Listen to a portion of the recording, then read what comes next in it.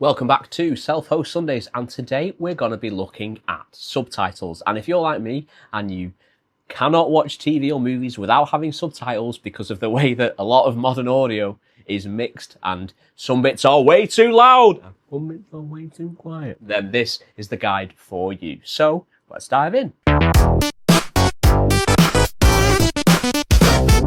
So let's look at some subtitles. So the app we're going to be looking at today is Bazarr. However, rather than use the normal version of Bazarr that you might have seen online if you're familiar with it, we're going to be using this version, which is known as Bazarr Plus, and that's brought to us by LavX on GitHub. And here is his GitHub profile. I'll leave a link to this in the description. He's got some cool little utilities available. He's even got this little R stack for you if you want a little quick and easy YAML to copy and paste. However, you can do that, but it's not about the destination, it's about the journey. Let's continue learning. So the reason we're using this version is because, as you can see here, the upstream Bazarr, this is like the main fork of it, there is a lot of features that aren't available, unfortunately, and you can see here some of them were requested and rejected.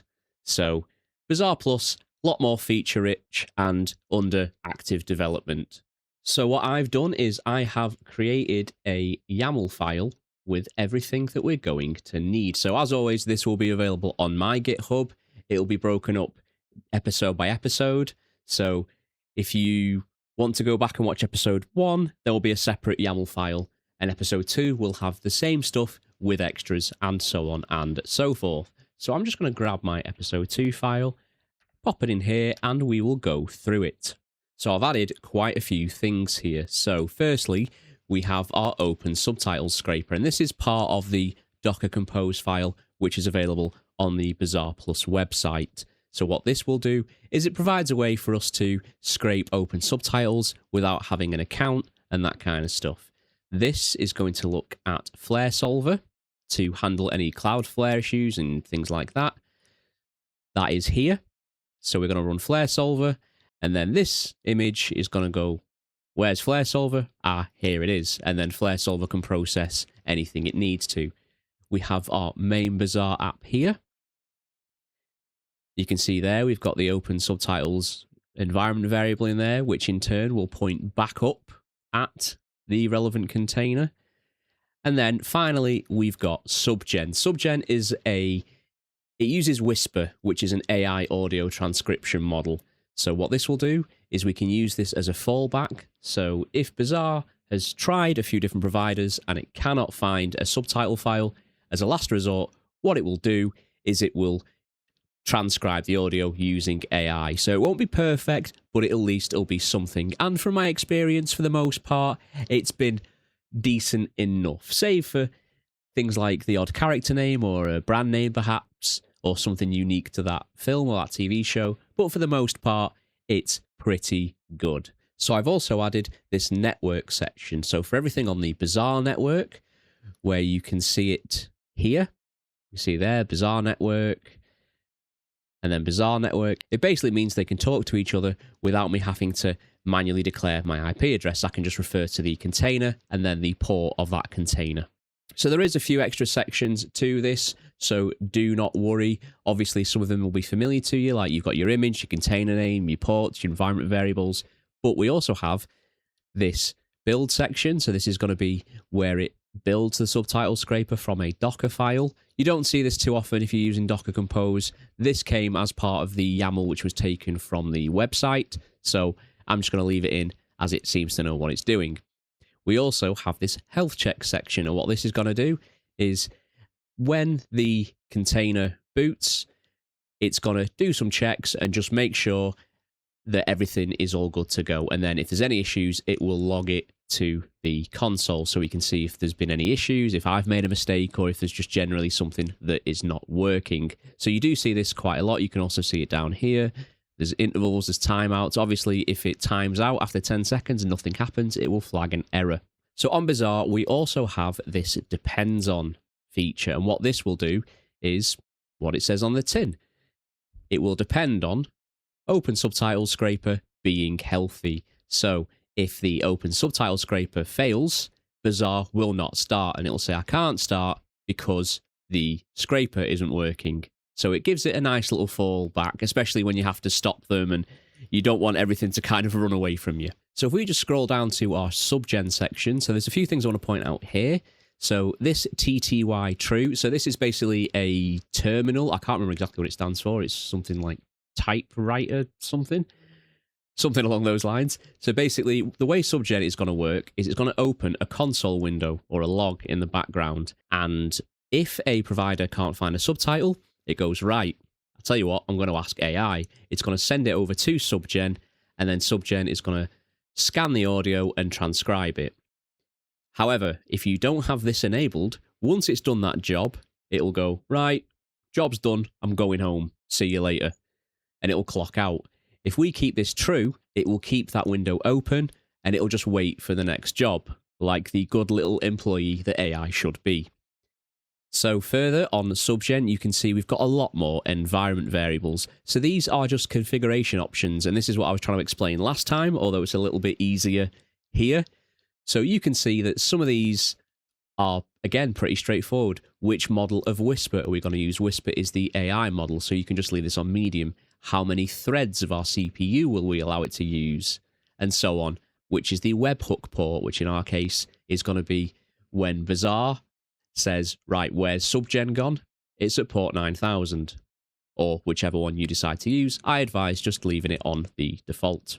So one final thing to note for subgen is the transcribe device. If you're on a Ugreen NAS, I advise using CPU.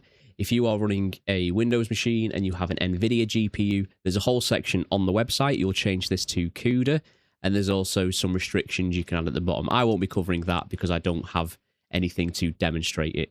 So without further ado, we obviously need to make sure we've set up our folders, because otherwise, if I try and deploy, it will fail. Okay, so we're going to go over to our files. We're going to go to our shared folder, over to Docker, media server, and then we're going to make some folders. So we're just going to make a Bazarr folder. And then what other folders do I need? I think it's probably just the Bazarr one. Possibly a I need a subgen one as well. But I'm going to keep the subgen one inside the Bazarr folder. So I'll just make a little subgen folder in here just to keep things nice and neat. And then inside this subgen folder, I'm going to make a models folder. And then what I'm going to do is just change that to add Bazarr in the middle. So it's going to put it inside my Docker folder, in the media server folder, but inside the Bazarr folder, just to keep things organized. So let's redeploy. And we'll pull the latest image if there are any available. So we'll just wait for our little confirmation message to pop up. If you try and click OK and you get this little red circle, it means that it is still technically deploying. And there we go. Okie dokie. So even though apps like the subtitle scraper has a port, we don't need to access it. The only one we need to access is Bazarr. So the default port for Bazarr, and the one we've used there, is 6767 for all you young, trendy kids out there. So we're going to go to our IP address of our device, do a port, and then 6767. And welcome to Bazarr Plus.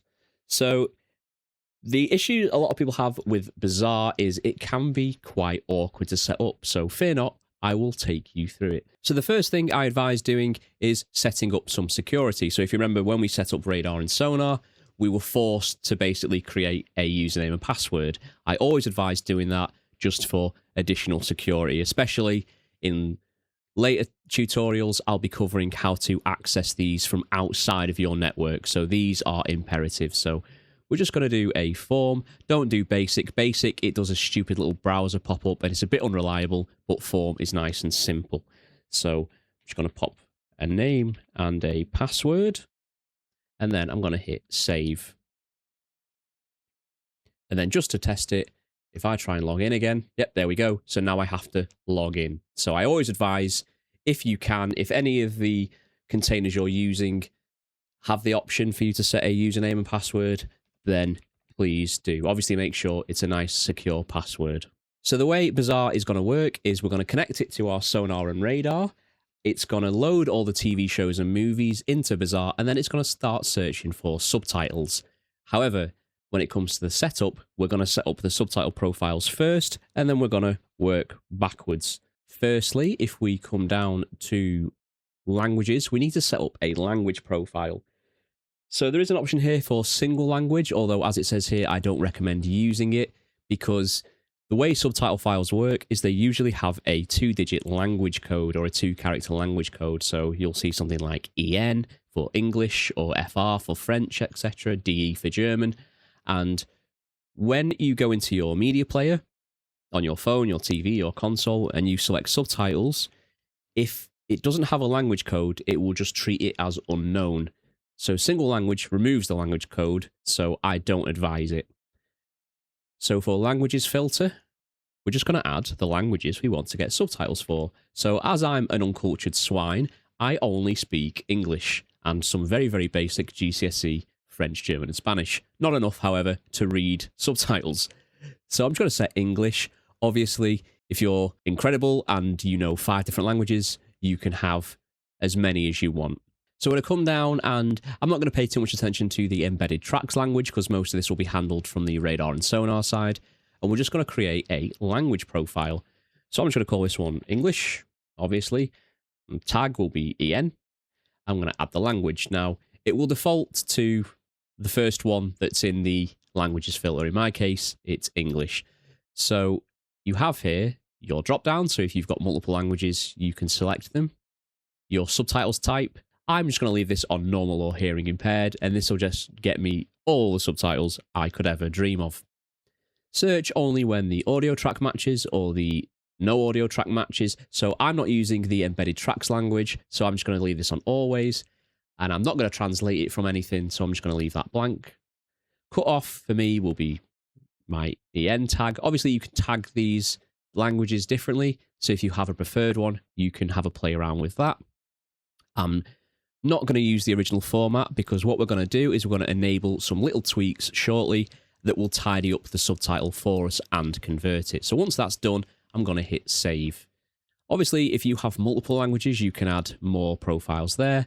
But as I said, I'm completely uncultured, so we'll just stick with Her Majesty's English, or His Majesty's English. And then we need to set our defaults, so anytime we add a series or a movie, it needs to assign a profile. So I'm just going to enable both of these and select English for both. Otherwise, it will just not search for any subtitles. So subtitles. So here is where we're going to set some actual subtitle parameters. So for our subtitle folder, I just leave this as alongside the media file, which means that if you've got a folder with a film in it, it will have the movie file, and then next to it, it will just have the subtitle file. Keeps it nice and easy, and also a lot of media players prefer it that way, just because they know what to look for. Encode the subtitles to UTF-8, so this is to do with the text characters, the character language that it uses. So this can sometimes rectify some potential issues from subtitles that are downloaded. You can just leave that on the default. So you can treat embedded subtitles as downloaded. So basically, some of the movies and TV shows that you download, they might already have subtitles with them. If that's the case, you can enable this or leave it enabled as its default. And it will say, right, this has already got some subtitles with it, because 9 times out of 10, the subtitle file that comes with that movie will be the perfect one for that particular file. You can leave that as the default. However, some format files, I think, are a bit terrible, because a lot of them are image-based. For me, the best subtitle file is just your classic SRT, which is text-based, which allows us to clean it and customize it. So for things like, I know PGS and I believe VobSub and ASS possibly, they're all image-based. So it's not actually text, it's just an image that's overlaid in a nutshell. There's more nuance to it than that, but that's a very, very brief explanation. So if I've got any of these, I don't want them. So even though the embedded subtitles are there, they're not the formats I want. So I'm going to ignore those. So even if it has subtitles, but it's any of those, it's going to ignore them. Obviously, if it does have an SRT, then job's a good one. Whisper as a fallback. So I'm going to enable this now. So this is to do with SubGen, which I mentioned a moment ago. So I'm going to enable it now. And then when we come to set up the providers, I'll show you how to set up the AI transcription as a fallback. Upgrading subtitles, I leave this on 7. Basically, every week, even though it's already got a subtitle file, it will scan again to see if it's got a better subtitle file. So the subtitle providers base everything on scoring. So some subtitles will be very low quality, there'll be a lot of typos, the format might be rubbish, so that will have a very low score. So obviously you don't want the worst subtitles, you want the best ones. So what this will do is it will keep checking every 7 days, up to 30 days, however often you want it, or you can disable it by setting it to 0, and it will just see if there's been any higher rated subtitles available. These adaptive search-ins I leave as default. I'm not too sure exactly how it treats adaptive searching, but from my experience, these defaults do seem to work okay. So the Sub-Zero subtitle content modifications. So Sub-Zero used to be a subtitles plugin for, I know it was available for Plex some years ago. Plex removed their plugins, so it seems to have kind of been merged into Bazarr. So this was a way basically to tidy up the subtitles, because some of them, like I said, they might have issues. So for hearing impaired, it will remove the tags, text, and characters. Obviously, if you are hearing impaired, leave that unchecked. Removing tags, so this is to do, as it says there, with fonts, colors, etc.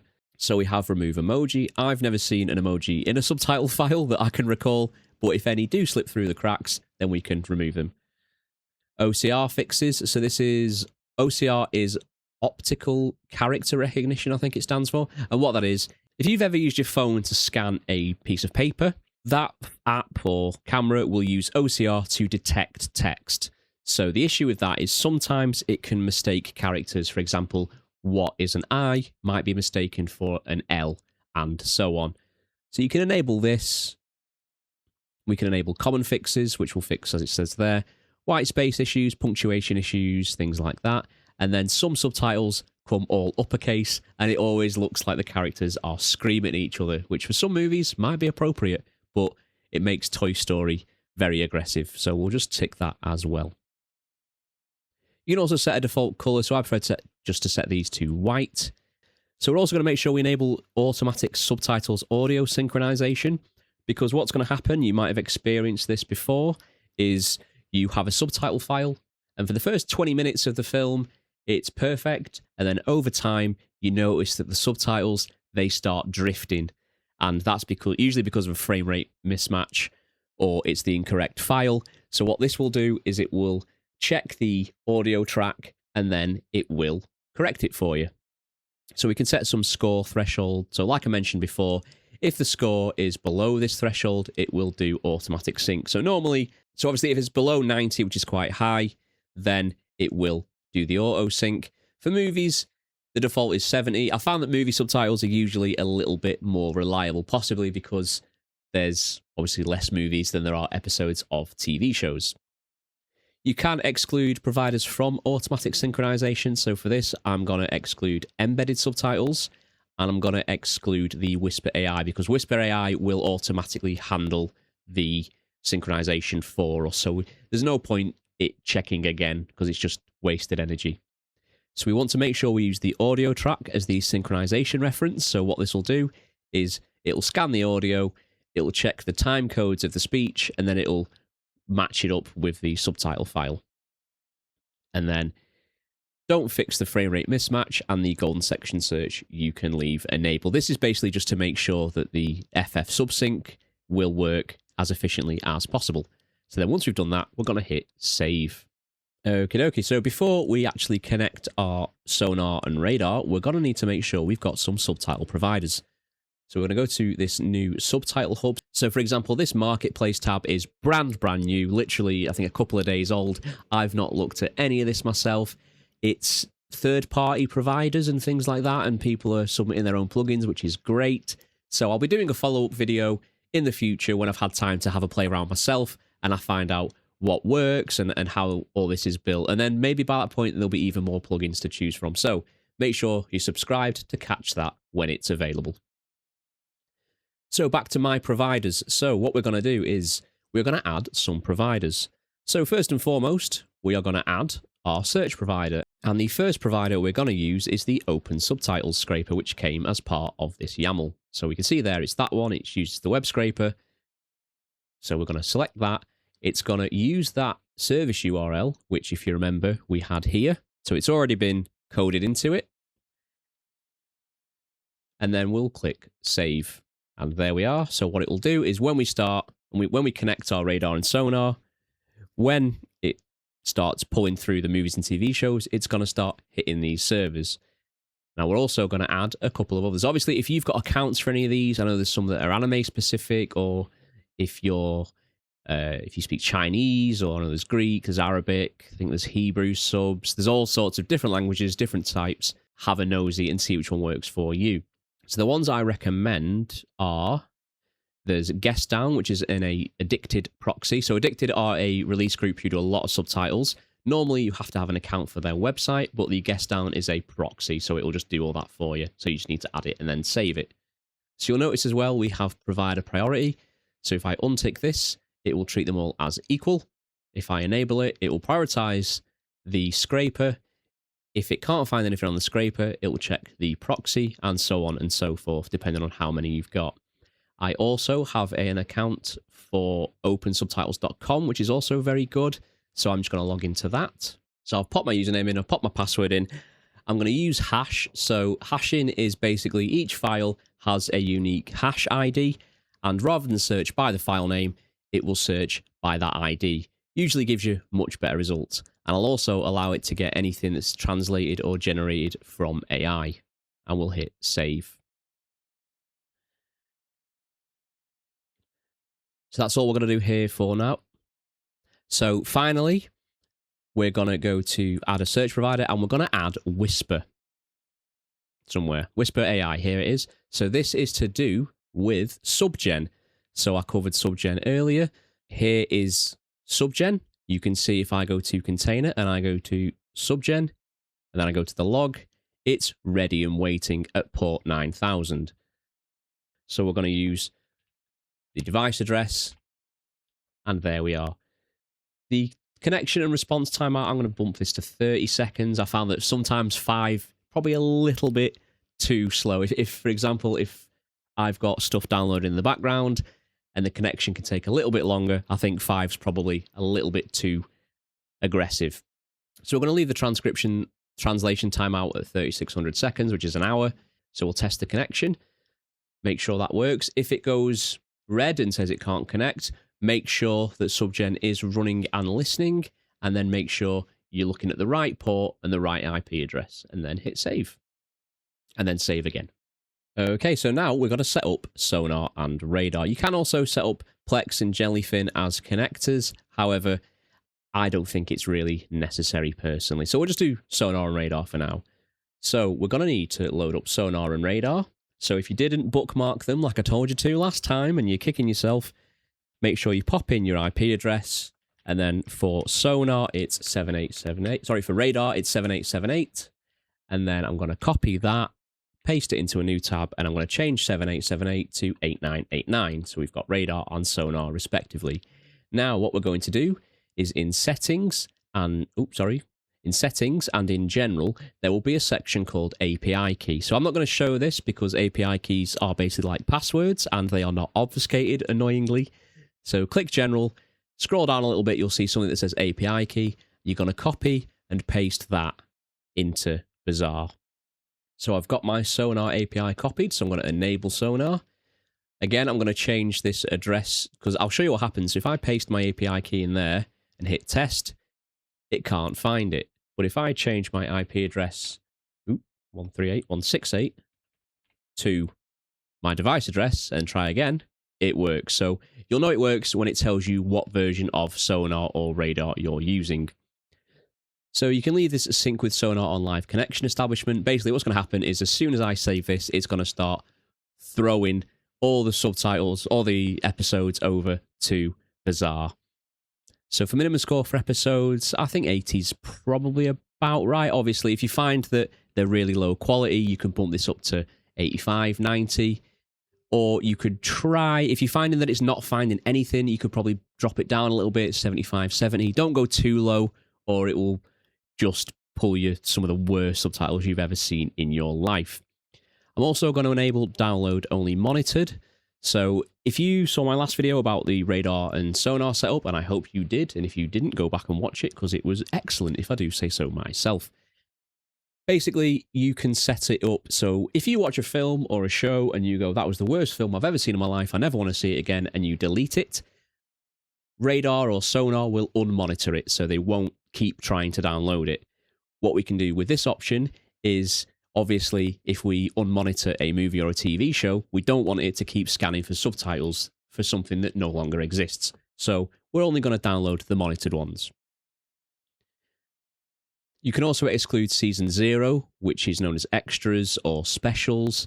I don't do this as, for example, I'm a big fan of shows like South Park, and a lot of the recent series of South Park have been actually marketed as specials, so they will be in separate folders. And also for things like the South Park movie can be classed as a special episode of the show rather than a film, and there's all sorts of different nuances. So entirely up to you whether or not you enable or disable that. And also deferring the searching of subtitles until a scheduled task execution.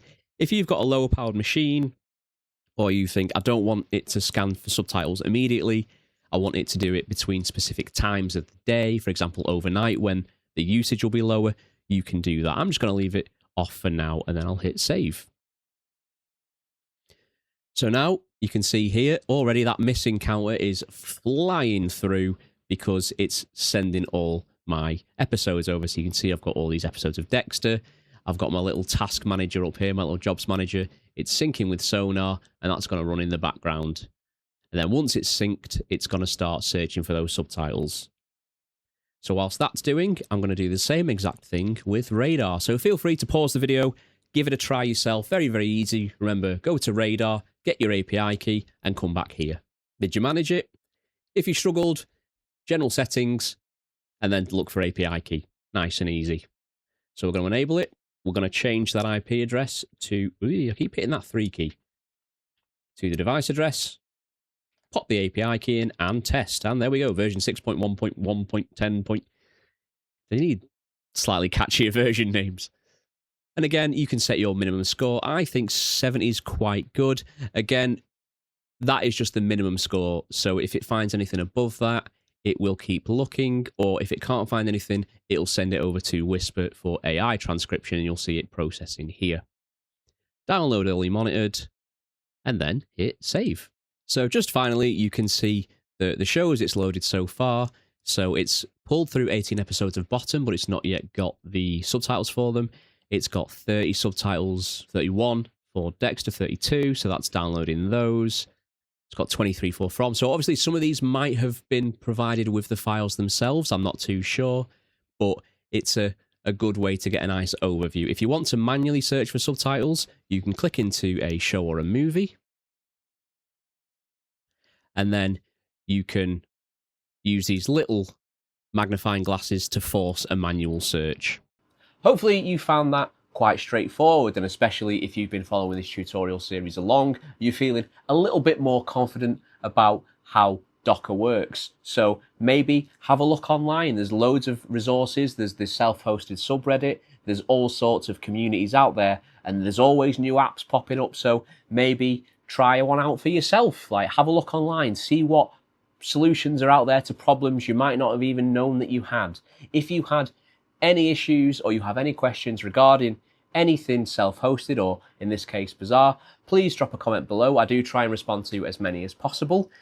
I'd always appreciate a like, and make sure if you've not already, please subscribe so you can keep following along with this tutorial series. And I'll see you next Sunday, where we'll be looking at possibly one of my favourite apps for my self-hosted server. See you then.